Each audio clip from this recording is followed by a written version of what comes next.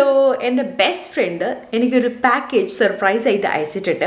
അപ്പോൾ ഇത് പൊട്ടിച്ച് പുറത്തെടുത്ത് സാധനം കണ്ടപ്പോൾ ഞാൻ വിചാരിച്ചു ഇതൊരു വീഡിയോ ചെയ്യാൻ വർത്ത് ആയിട്ടുള്ള ഒരു പ്രോഡക്റ്റ് ആണെന്നുള്ളത്. മറ്റൊന്നല്ല, മാർസിൻ്റെ ഈ ലിപ്സ്റ്റിക് സെറ്റാണ് കേട്ടോ.